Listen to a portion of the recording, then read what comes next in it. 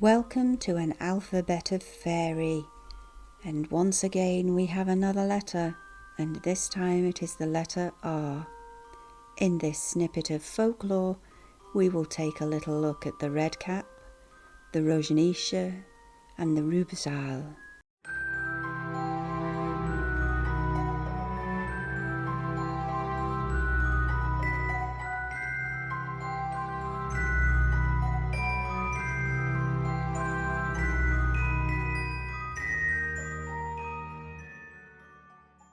The red cap is a wicked goblin found on the English-Scottish borderlands, living in the ruined castles there, especially the places where much blood has been spilled in battles and where cruelty was enacted.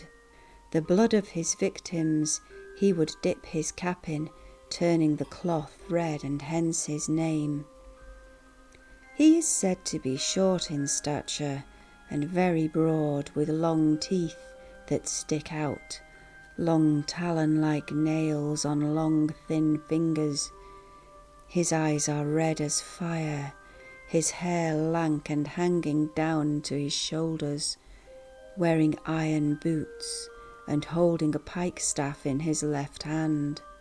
Weary travellers would take shelter in the places that he would haunt, and when he found them he would throw huge rocks at them. After death he would stain his cap red with their blood.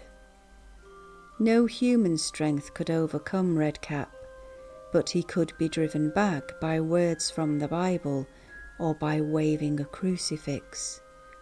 At this he would scream in agony and disappear in a burst of flames, leaving behind only one of his horrible teeth. Rojenice are found in the Southern Slavic countries, fairy godmothers or fates appearing as three white ladies to any of those who see them. There was once a midwife who saw them leaning over the crib of a newborn baby. She saw the first one tell the baby that he would grow to be a priest. The second spoke that he would grow to be a soldier, and the third whispered he would only reach his 18th birthday, when he would then be killed by lightning strike. Absolutely horrified, the midwife spoke to the baby's mother, who was a wealthy woman, and swore she would do all she could to prevent such a horrible fate befalling her son. Around their home, she had a huge fort built with 9 walls, one after the other, to protect him from harm, and the baby grew to be a young man. On the young man's 18th birthday, as the fates foretold, a lightning strike hit the fortress where he lived. Fire broke out and began to spread through the fort. The poor young man tried to flee the flames, but could not escape through the 9 locked gates in time. He passed away on his 18th birthday, as the Rojenice had foreseen, and as his mother could not prevent. Rubezhal, or account keeper in English, also known as Herr Johann, is a mine fairy from the Czech and German Bohemia regions. He can also summon snow, sunshine or wild winds at his whim.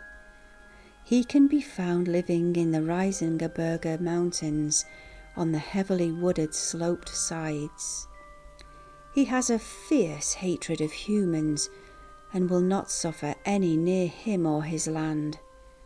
He appears in various forms, as a charcoal burner or a man gathering herbs, although he really looks like a ragged elf, swarthy in colour and very strong.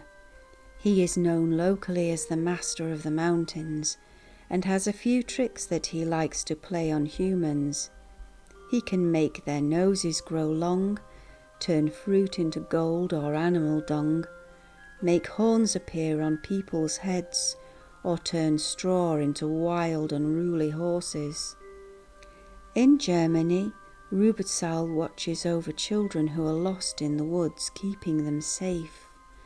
All year long he works making pretty gifts for these children, and at Christmas he is said to travel with Saint Nicholas, delivering the gifts to all the children.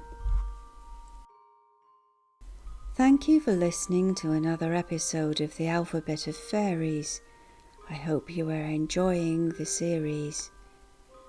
Until next time, dear friends, keep safe.